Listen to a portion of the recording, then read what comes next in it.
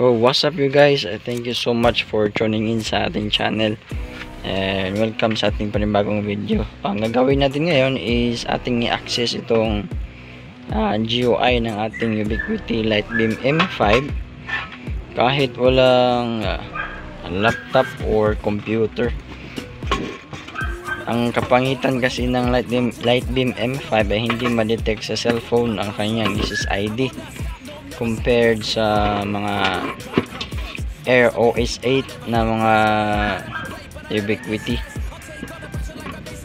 So ngayon ang mga kailangan pala natin is of course ang ating Ubiquiti Lightbeam M5 at itong ating router. Ayan, kahit anong router guys, pwede ang 936 basta meron lang static connection type is merong static, 'di ba? Sa connection type meron mga DHCP, PPOE, static at L2TP, PTP. Basta meron ng static guys na setting, okay? So pwede mga 936, mga WR840N, mga Mercusis, ayun, pwede. So of course ang ating mga cable para sa nilagay dito sa ating PoE adapter. Ayan. So i-set up ko muna, wala kasing tagahawak ng camera, wala man tayong holder, kaya set up ko muna kung ano ang magiging connection niya. Alright, so dito tayo magsimula guys sa AC current. Ayan, itong isa is ang ating PoE adapter, ito. Ayan, so nag power up na siya. Ayan, at itong isa is para sa ating router. So ngayon dito sa ating ayan, PoE port ng ating PoE adapter patungo sa ating antenna, ating radio. Ayan, so makikita mo is nag power on na siya. Ayan, so nag power on na ang ating radio antenna. Kita mo naman yung tatlong ilaw. Okay, and then itong ating LAN port sa ating PoE adapter patungo sa one port ng ating router. Ayan guys, nasa one port. Ayan, so kahit anong router guys, meron yang LAN port at saka one port. Yung one port is meaning yung entry ng internet, tapos yung LAN is yung exit ng internet natin. Okay, so in case guys na alam nyo ang IP address ng ating radio antenna ng M5, mas maganda. Pero just in case kung hindi, i-reset nyo na lang para babalik sa default na 192.168.1.20. So ngayon is dalawa ang ipakita ko sa inyo, ang dalawang kondisyon kung alam at hindi nyo alam ang IP address. Okay, so first video natin guys is kung alam mo ang IP address ng inyong M5. Okay, ayan, lumabas siya. So first natin yung setting is itong ating router. Ayan, isa. So ang karga pala is tinda F3. Ayan. So first is gawin natin siyang static.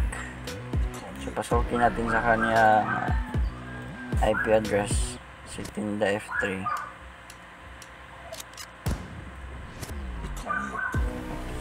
Bakit ayaw? 192.168.0.1. Ayan. So first is internet setting. Ayan guys, so ginawa ko siyang static. Connection type, so meron siya PPOE, dynamic, kaya pinili ko ay static.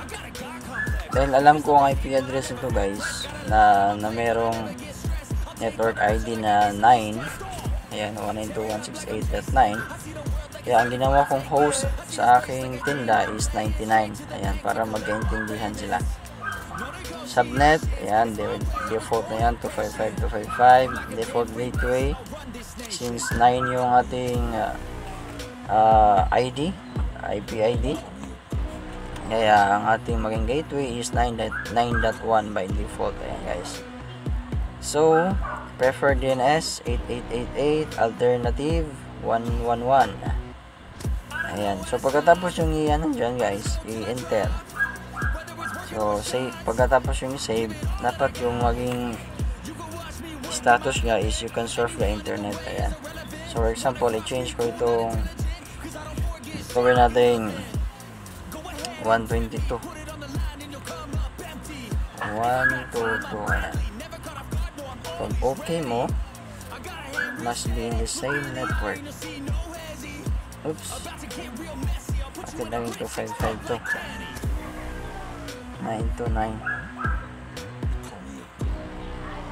Saving, okay. So, ayan o. You can surf the internet. Ayan. Pag check mo sa status, yan, you can surf the internet. At tapos mag-query yan guys. Pero since wala talagang gateway patungo sa internet, magre-read yan ng connection status. Ayan. So kapag ganyan ang kanyang status, you can surf the internet, meaning guys is merong pumasok sa one port. Nagkaintindihan ang ating Ubiquiti Radio. Ayan, nag-red na siya. This contact race. Nagkaintindihan ang ating Ubiquiti Radio at ating router. Ayan, meron na silang connection.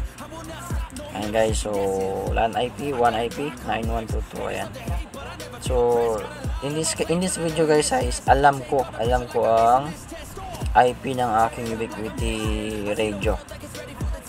So next is, since naka-static na ang ating router, pasukin na natin ang IP address ng ating radio. 192.168.9.113. So ito pala yung sinet ko na IP last time na dineploy ko ang antenna na ito.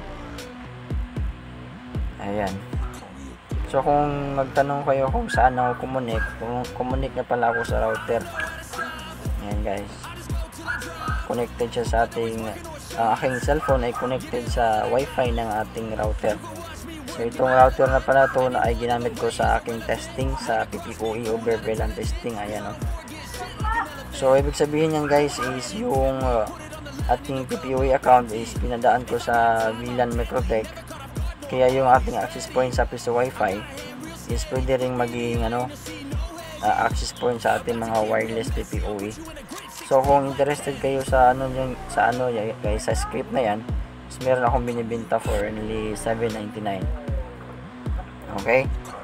So visit ka lang po kayo sa ating profile or i-search nyo sa i-browse nyo ang aking mga videos. Meron doon yung Microtech na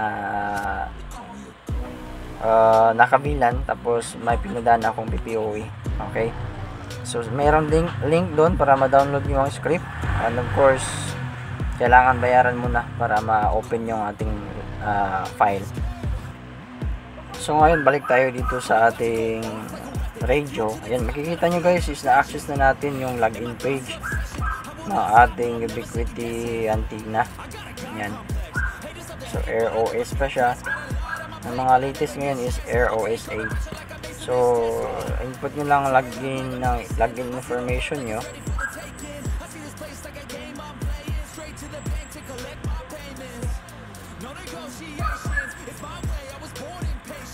Ayan, so guys, pumasok siya. So parang ano rin do, parang nasa computer or laptop, the same setup, the same settings. Ayan guys. So wireless settings. Ayan, pwede, network settings. So ganoon lang kasimple guys, no. So next video is ating i-reset yung ating Ubiquiti Radio antenna para makakita mo kung paano. Pero the same procedure pa rin guys. Ibahin nyo lang yung IP address sa 1. So dito sa ating router 192.168.0.1. So itong ating router, ayan, pumasok siya. So internet settings, static IP. Since yung default guys ng ating Ubiquiti Radio is 1.20. So yung IP address ng ating router is magiging 1.21. Pwede na yan. Ayan, para the same segment sila, the same network. Ayan, so ang maging gateway niya is maging 1.1. Okay, so save nyo lang. And then i-reset nyo yung ubiquity region, 192.168.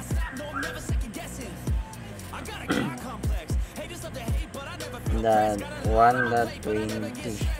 Yan, so ito ang default IP ng ating Ubiquiti Lightbeam M5, or sa mga Ubiquiti antenna natin, ito ang kanilang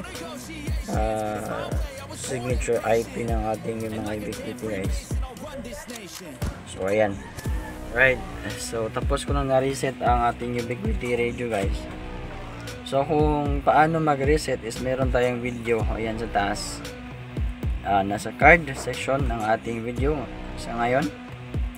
So kung paano siya i-reset is meron tayong video dyan last time, kaya i-check nyo na lang and follow nyo lang ating step by step procedure doon. So ngayon is punta na tayo na sa ating browser. So sa ating tinda pala, guys, okay, is atin ang binago ang IP address ng ating tinda. Ayan, ha, kasi tinest ko at pumasok naman, kaya gumana ang ating setup.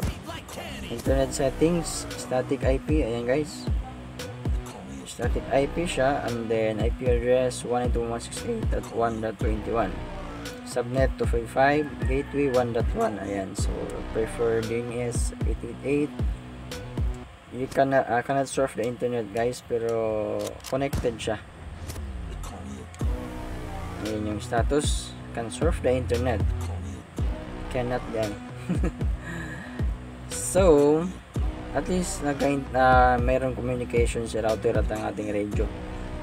Kaya naman ngayon is atin nang pasukin si Ubiquiti via default IP. Default IP niya is 1.20. Ayan, so ayun, so since ni-reset ko, so kaya bagong-bago.